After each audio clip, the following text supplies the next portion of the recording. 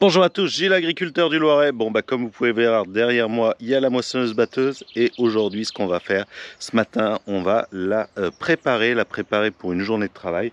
Donc, tous les matins, on fait un entretien. Alors, un matin sur deux, on fait un entretien complet. C'est ce qu'on va faire aujourd'hui avec soufflage. Et l'autre, c'est un entretien un peu plus light, juste graissage. Et puis, faire le point un petit peu sur tout. Donc, là, l'objectif, c'est qu'on commence par ouvrir tous les capots. Et puis ensuite, on va souffler toute la machine. Donc, allez, c'est parti. Et dans cette vidéo, ce qu'on va faire, c'est que je vais aussi vous expliquer comment fonctionne la moissonneuse batteuse. Donc, on va déjà l'entretenir. Et puis après, je vous ferai un petit explicatif de comment ça marche une moissonneuse. On ira voir peut-être un peu à l'intérieur. Allez, c'est parti. Donc, première étape, on va ouvrir tous les capots pour pouvoir accéder à l'ensemble de la machine. Hop, voilà. C'est des grands capots qui s'ouvrent et qui permettent d'avoir vraiment une visibilité sur toute la machine. Donc là, on peut avoir accès à tous les organes qui sont en mouvement à l'intérieur. Donc ça, c'est important pour pouvoir y voir un petit peu plus clair. On va baisser le toboggan derrière pour pouvoir ouvrir. Ça va nous permettre d'accéder en haut. Hop.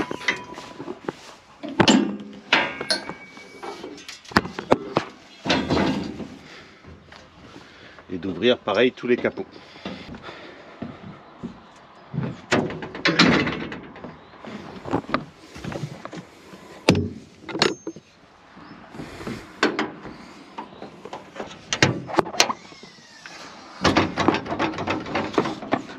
Donc là, au-dessus, on a accès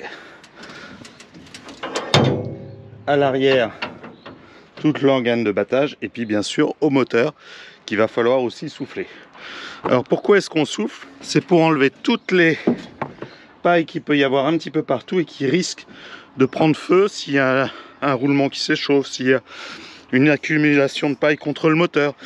Toutes ces petites choses qui peuvent mettre le feu à la machine, puisque bien sûr les pailles sont très inflammables. Et puis comme il fait chaud, on a toujours un risque de feu. C'est la hantise quand on moissonne, c'est qu'il y a un départ de feu. Alors, jusqu'à maintenant, moi, ça m'est jamais arrivé, mais ça arrive régulièrement. Il faut bien entretenir pour pas que ça arrive. Donc là, ça y est, tout est... Hop. Il reste plus que celui-là à ouvrir.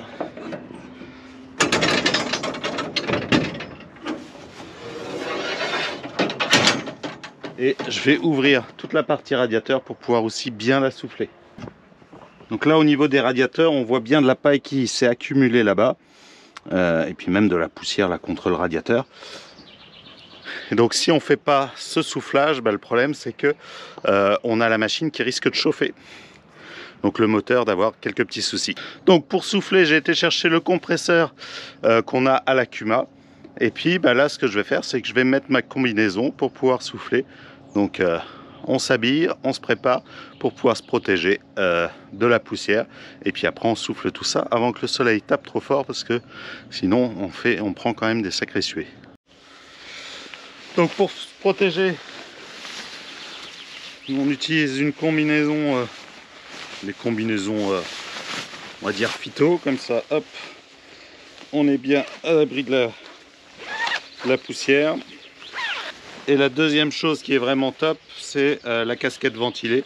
Avec cette casquette là, en fait, ça permet d'avoir un petit ventilateur qui envoie de l'air frais et sans poussière sur la figure. C'est vraiment très agréable pour tout ce qui est où il y a plein de poussière. Bon allez, on démarre le compresseur et c'est parti.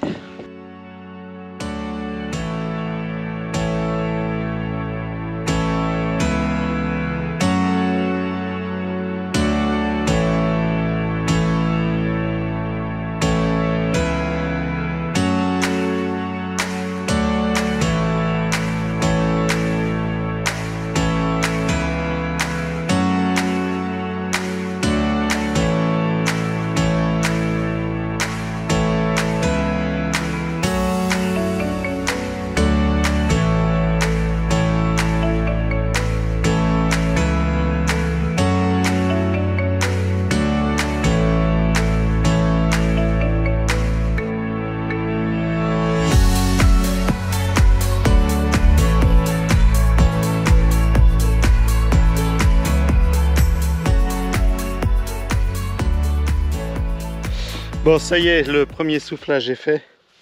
Donc l'objectif de ce soufflage, c'est vrai que c'est d'enlever la paille en général, mais c'est surtout d'aller sur chaque poulie. Je ne sais pas si vous avez pu voir là dans les images, j'allais sur chaque poulie pour enlever. Souvent on a un dépôt qui se forme autour de la poulie, un dépôt de poussière, parce qu'à force de tourner ça colle un petit peu la poussière. Et si jamais il y a le roulement qui lâche dans cette poulie et qu'il y a de la poussière de coller, en fait cette poussière elle va prendre feu avec la chaleur et elle va faire tomber des petites braises. Et là ça met le feu au champ ou à la machine. Donc c'est vraiment cet objectif là de nettoyer chaque poulie, nettoyer bien les petits amas de paille, parce que s'il y a justement ces petites braises qui tombent sur un tas de paille, bon bah là c'est fichu, il n'y a plus de machine. Alors, on a un petit extincteur, mais il faut aller très vite. Donc voilà, l'objectif de ce soufflage il est vraiment là, et puis ça permet aussi de faire un petit état des lieux, voir s'il n'y a pas d'autres soucis. Donc là on va terminer avec le soufflage en faisant les deux filtres, le filtre à air de la cabine et le filtre à air du moteur, et puis bah, après on va faire le graissage de la machine. Donc le filtre à air de la machine c'est très important, c'est le poumon. Bien sûr s'il y a de la poussière qui rentre dans le moteur, là ça peut être assez catastrophique. Donc c'est pour ça qu'il y a un filtre à air pour empêcher toute entrée de poussière dans le moteur. Et vous voyez, ça c'est juste en une journée parce qu'on le souffle tous les jours. Et ben c'est déjà plein de poussière. Et si notre moteur il a son filtre comme ça complètement bouché, si on tournait encore une journée comme ça, et ben concrètement il n'y aurait plus assez d'air. Le moteur aurait plus assez d'air et ça poserait souci, puisqu'on perdrait de la puissance et puis on consommerait beaucoup plus. Alors il y a deux filtres, il y a un deuxième filtre à l'intérieur qui sert de sécurité en fait. Si jamais le premier est percé ou un petit souci, on a le deuxième qui vient faire en sorte de ne pas avoir de paille. Donc celui-là normalement on n'a pas à le souffler puisque en théorie il a pas de poussière dessus. Alors le second filtre est caché à côté de la cabine, derrière cette porte. C'est ce petit filtre là. Donc voilà le filtre de la cabine. Et voilà toute la poussière qu'on aurait dû avoir en cabine et qui ont été filtrées avant, et heureusement, parce que sinon on n'aurait pas respiré très bien. C'est là où on se rend compte qu'on a de la chance d'avoir ces engins aujourd'hui avec une cabine climatisée, filtrée, parce que on se mange quand même beaucoup moins de poussière.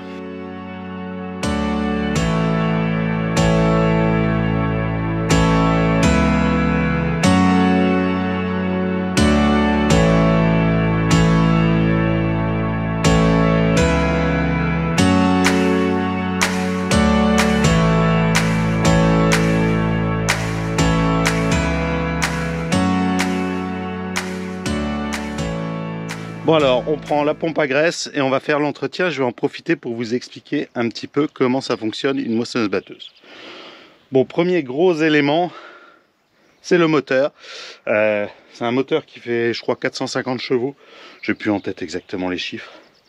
Donc un gros moteur pour pouvoir emmener tout ça, parce que c'est vrai qu'il y a beaucoup d'organes en mouvement. Et donc au bout de ça, on a plusieurs choses. On a deux pompes hydrauliques, une pour l'avancement, une pour... tout ce qui va tourner en mouvement. Et ensuite on a tout un jeu de poulies qui vont faire tourner tout l'intérieur de la machine. Donc là c'est ce qu'on va aller graisser en premier. C'est la grosse poulie ici du batteur, et puis l'autre grosse poulie entraîneuse qui va entraîner un petit peu tous les accessoires. Donc là ici dans les entrailles de la machine, c'est quasiment les trois graisseurs les plus importants parce qu'il faut les faire absolument tous les jours. Donc il y a déjà celui-ci sur le batteur, donc là, enfin sur le rotor, parce que c'est une machine à rotor. Donc ça c'est la grosse poulie qui va entraîner justement tout le rotor à l'intérieur, on ira le voir après. C'est ce qui sert à battre le grain.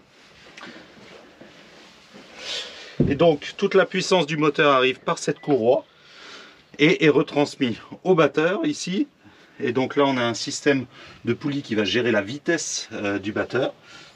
Hop, et là aussi il y a deux graisseurs importants.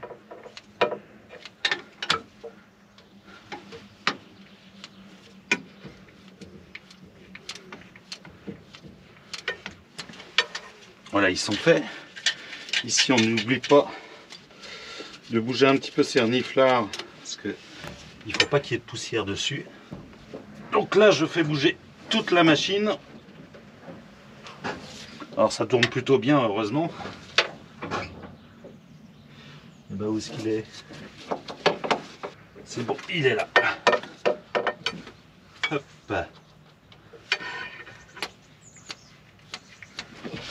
Bien sûr, j'ai plus de graisse.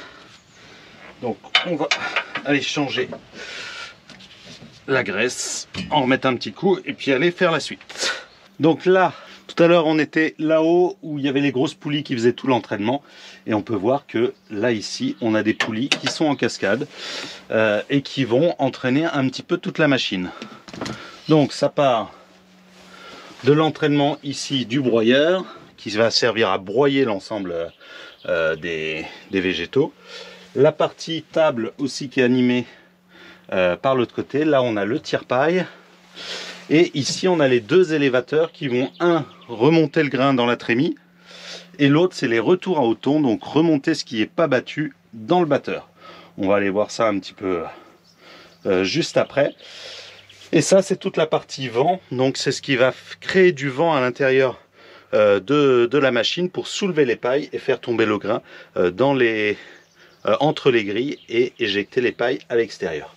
Voilà en gros le principe. Bon allez, commençons par le début de la moissonneuse, la coupe.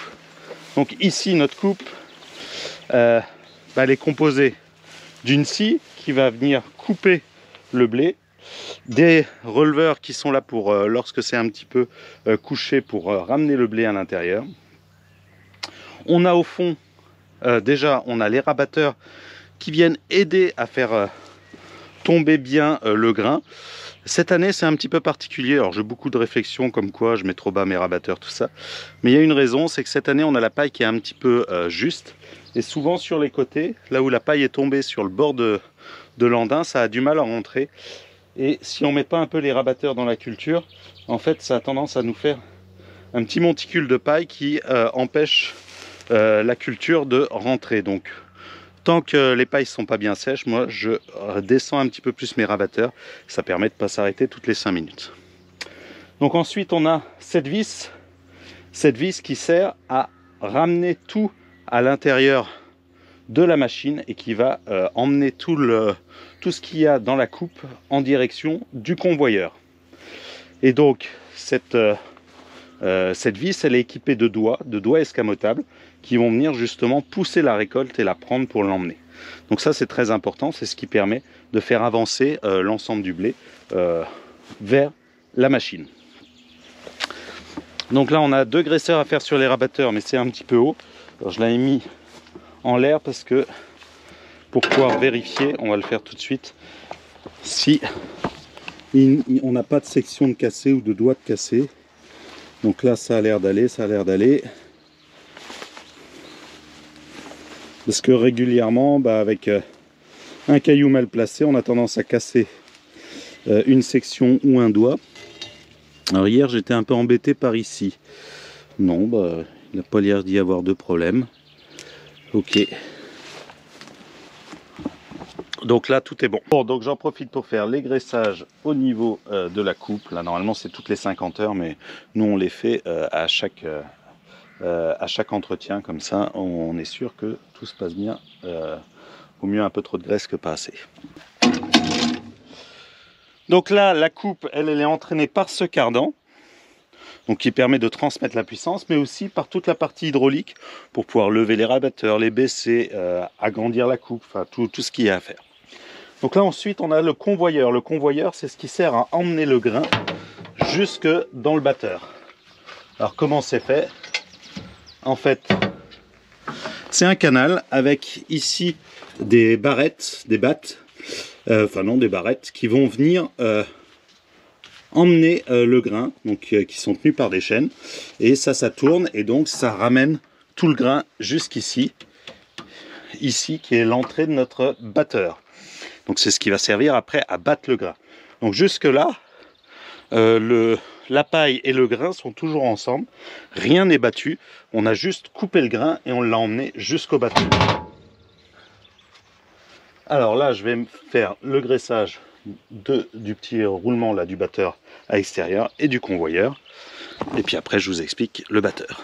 Donc voilà le fameux batteur. Donc ici, c'est un rotor. Le batteur est dans le sens de la machine, alors que sur les machines conventionnelles, il est dans l'autre sens. Et donc, c'est là où on va battre le grain. Concrètement, là, on avait la plante qui était entière. Et là, l'objectif, ça va être de séparer le grain de la paille. Donc le grain arrive par le convoyeur ici et il va se retrouver entre là à l'intérieur, on peut voir il y a des gros plots ici et il va se retrouver là dans dans cette place qui peut faire quelques centimètres ou plus parce qu'on peut élargir, serrer ou desserrer le contrebatteur. Ça, c'est le contrebatteur. Et donc, ça va venir taper les grains pour les faire sortir de leur enveloppe. Donc, la paille va rester à l'intérieur, va petit à petit avancer. Et le grain, il va tomber ici, dans ces vis-là. Le grain avec toutes les petites pailles, toutes les enveloppes. En fait, tout ce qui est petit va tomber là, ici, à l'intérieur. Et donc, va tomber là-bas sur ce qu'on appelle les grilles. Donc, je ne sais pas si vous pouvez voir, là, on a des grilles. Donc, toutes ces petites pailles, ce grain va tomber là sur les grilles. Et il y a deux grilles l'une sur l'autre qui sont tenues ici par ce qu'on appelle les secoueurs. Donc, c'est les tables qui sont secouées comme ça. Et donc, dans ces grilles, va tomber, on ouvre les grilles en fonction de la taille des graines. Donc, on a une grille au-dessus, une grille en dessous. Tout ce qui reste au-dessus va sortir derrière. Ça va être toute la partie petite paille. Et tout ce qu'il va y avoir entre les grilles, ils vont arriver dans le retour à Othon. Ils vont revenir au batteur parce que ce sera des choses qui sont trop grosses, qui sont à rebattre. Et tout ce qui va tomber en dessous, la deuxième grille, va aller dans la trémie par l'élévateur qui y a de l'autre côté. Donc, pour pouvoir faire une bonne séparation, on a ici un énorme ventilateur. Je vous ai montré là de l'autre côté les courroies qui permettaient de le faire tourner. Donc ce ventilateur, il va venir souffler de l'air juste en dessous les grilles pour surélever un petit peu les pailles et puis que les grains qui sont plus lourds tombent dedans. Donc grâce à ça, on va réussir à séparer les petites pailles du grain. Les grosses pailles, elles sont toujours dans ce tube-là. Elles vont avancer, elles vont avancer. Là, il y a un tire-paille et il y a ici un broyeur qu'on actionne ici plus ou moins fort. Donc là, ils vont passer dans un broyeur pour pouvoir les broyer, pour pouvoir les couper. Pourquoi? Parce que, on a deux solutions. Soit on les laisse entières, les pailles, si on a un élevage par exemple et qu'on veut faire des bottes de paille pour pouvoir les conserver pour l'élevage. Et nous, ici, notre objectif, c'est justement de pouvoir les broyer pour pouvoir redonner cette paille à notre sol pour favoriser la matière organique de notre sol qui est un élément très très important. Et comme on a des sols plutôt pauvres, il faut vraiment pas qu'on diminue la matière organique. Donc il faut laisser un maximum de paille. Donc soit on a la chance d'avoir un éleveur à côté qui veut bien faire de l'échange paille-fumier, ça ce serait mon rêve, malheureusement j'en ai pas. Et là à ce moment-là, on donne les pailles à l'éleveur et on récupère du fumier. Et là, c'est très intéressant parce que ça permet justement de rapporter de la matière organique qui a été retravaillée par l'élevage. Soit comme moi, si on n'a pas d'élevage, pour l'instant, ça viendra sûrement dans les années à venir, eh bien, il faut laisser la paille au sol pour pouvoir justement favoriser cette matière organique, que le sol puisse digérer toute cette paille et conserver un taux de matière organique acceptable. Donc là, toute la paille va ressortir par ici. Alors normalement, le toboggan est relevé et là, ici, nous avons des éparpilleurs donc, qui tournent très vite et qui vont venir jeter la paille. D'ailleurs, ils tournent dans le sens.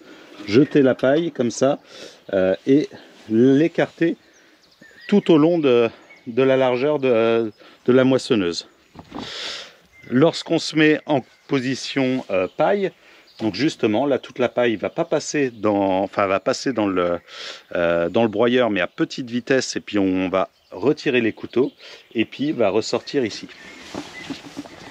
Le broyeur, là on le voit bien, il est ici. On voit là les couteaux du broyeur et qui vont venir couper la paille qui passe par ici, par le haut. D'accord? Et ben je pense qu'on a à peu près fait le tour. Non, on n'a pas fait le tour. Donc on a dit, le bon grain, il tombe entre les deux grilles. Ce qu'il y a au fond de la première grille, ça remonte au batteur. Donc c'est ce petit élévateur, ce qu'on appelle l'élévateur à Othon, qui va renvoyer ici sur le batteur pour que ce soit rebattu une deuxième fois. Et on a ici l'élévateur qui va monter dans la trémie. Donc tout le bon grain, il arrive dans la trémie. Allons voir ça. Le gros élévateur met le grain là dans cette vis qui remonte. Ben, ça peut monter jusque sur les bords ici. On a deux capteurs là-haut pour nous dire quand la trémie est pleine. Bon là j'ai fait les fourrières donc c'est un petit peu sale. Il y a quelques bouts de branches. Donc il devait y avoir une branche qui est passée à travers. Et donc voilà notre trémie. Et puis ensuite on a cette vis là, la vis sur le côté, qui se déplie et qui va permettre de vider dans la benne. Là ce coup-ci on a fait le tour de l'ensemble de la batteuse. Normalement vous avez tout compris et vous avez pu voir comment est-ce qu'elle fonctionnait. Et puis moi je vous dis à samedi prochain pour une nouvelle vidéo. Et puis en attendant, portez-vous bien. Allez, à bientôt.